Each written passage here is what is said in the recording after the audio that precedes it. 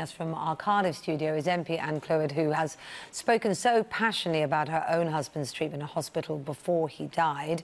Now, at the time, it's good to see you this morning, by the way, and at the time, it was very, very difficult for you, and you, of course, wrote a report, didn't you, about the complaints procedure. What do you make of these findings? Well, they're very worrying, and they should be taken very seriously indeed, because I think this is just the tip of the iceberg.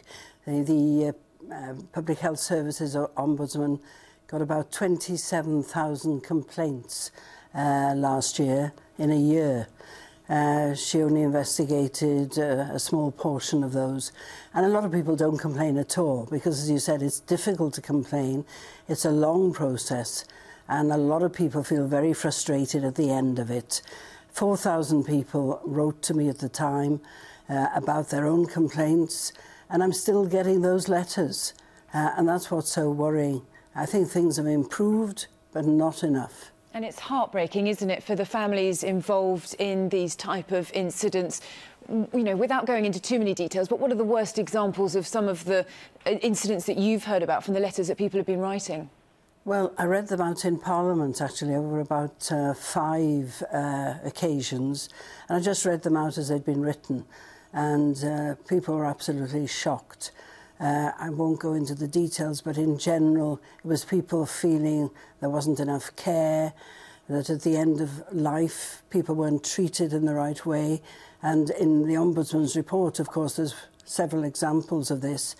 And Julia Neuberger wrote a very good report on the Liverpool pathway, and some changes have taken place after that. But still, to find that people are dehydrated, and I found that in letters that I had at the end of their lives, instead of being given the very best compassion and treatment, that is unacceptable in any civilised society.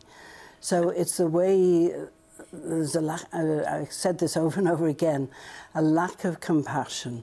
I don't see the point of going into healthcare unless you feel compassion towards your fellow human being. And there isn't enough of that around. And I'm afraid, you know, everybody's responsible in the team.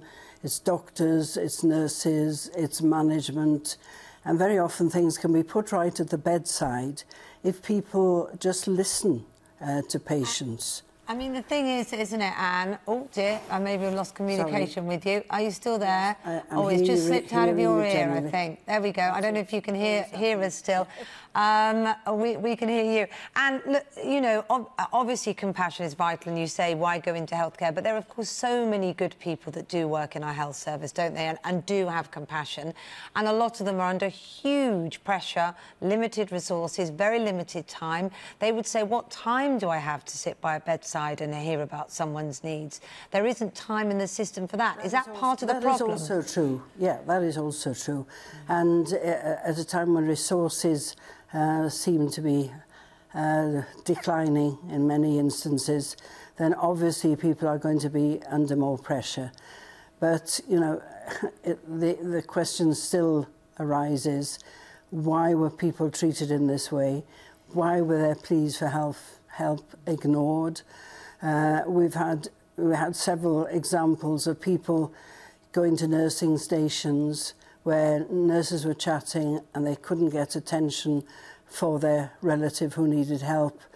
And there's one very memorable quote where somebody asked for help and the nurse turned around and said, "I'm a graduate, I don't do sick."